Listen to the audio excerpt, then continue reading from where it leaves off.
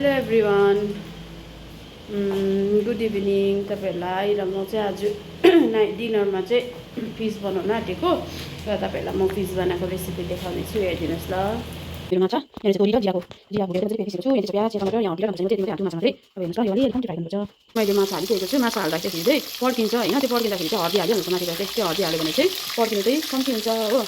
फेरि कम्ती, यो चाहिँ मेरो काँडा नभएको माछा हो। कम्ती काँडा हुने, यसमा चाहिँ ठुल्ठुलो काँडा हुन्छ, नानीहरूले पनि खानु सक्छ होइन।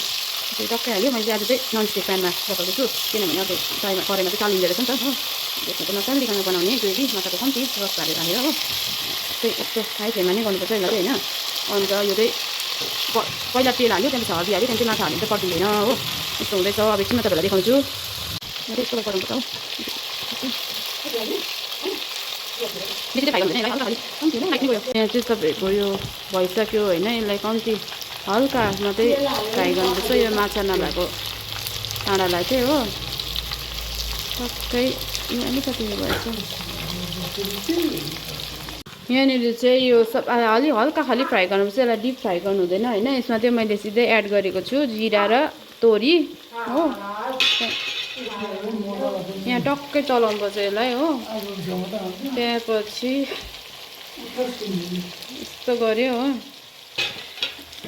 त्यहाँपछि यसमा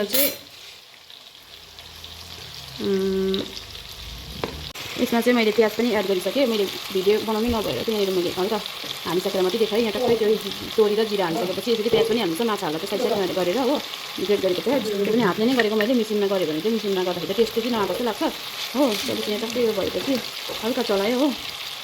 अन्त यसलाई एकछिन पाक्नु दिनुपर्छ हो। लो फ्लेममा नै पकाउनुहोस् ल तपाईँहरूले चाहिँ। टक्कै रेडी भयो होइन। अब यसमा चाहिँ तपाईँहरूले ग्रेट गरेको अदुवा कम्ती हालिदिनुहोस् हो। त्यसपछि मेरोमा एउटा हुन्छ, त्यो चाहिँ क्याच ब्ल्याक पेपर कम्ती हालिदिनुहोस् माथिबाट हो। त्यसपछि लाल मिर्च, तपाईँले पिरो खानुहुन्छ भने पिरो पनि हाल्नुहोस् माथिबाट हो।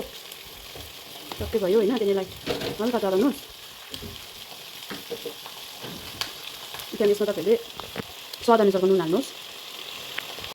यो चाहिँ तपाईँको अलमोस्ट मसला पाकिसकेको छ होइन। तपाईँहरूले यसलाई, मैले मेरो स्टाइल हो यो चाहिँ होइन, तपाईँहरूले कसरी पकाउनुहुन्छ हो। र मैले पकाएको थिएँ, मेरो नाना र भान्जीले पनि मलाई सिकाइदिनुहोस् ल भन्नुहुँदै थियो नि त कि। अन्त उनीहरूको लागि पनि बनाइदिएको मैले यो भिडियो हो। त्यसको यस्तो गरेपछि त्यो बिचमै राख्नुपर्छ, माछालाई चाहिँ साइडमै राख्नुपर्छ हो। अब चाहिँ म यसमा टमेटोको पेस्ट एड गर्छु। त्यसपछि यसमा हल्का पानी हालिदिन्छु। यसरी चलाउनुहोस् हो। माछा चाहिँ तपाईँको नफुटोस् न। अर्को कराईमा बनाउँदाखेरि चाहिँ मेरो चाहिँ फुट्यो नि त पुरा हो। त्यसमा बनाएको मैले चाहिँ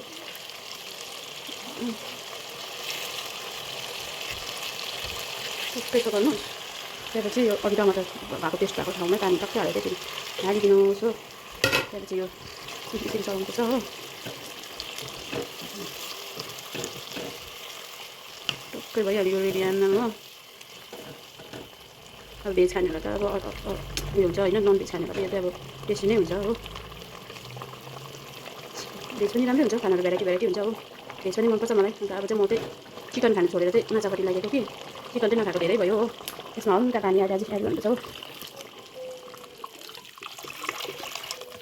अब चाहिँ यसलाई हल्का बोइल हुनु दिनुपर्छ।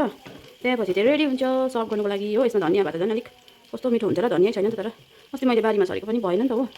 के भयो अब पानीले गर्दा लुगे बगाएर टक्कै। अब चाहिँ तपाईँको फिस करी चाहिँ रेडी छ। तपाईँको के मेरो हो, अहिले तपाईँलाई देखाउने छु लास्ट तपाईँलाई खाँदै गरेको। त्यो हो मेरो फाइनल लुक हो। यहाँ चाहिँ छ माछाको रोस माछा, अनि यहाँ चाहिँ छ अन्डा, माछाको अन्डा। यो चाहिँ मैले बनाएको देखाइनँ हो। अब म चाहिँ खानु आँटेको।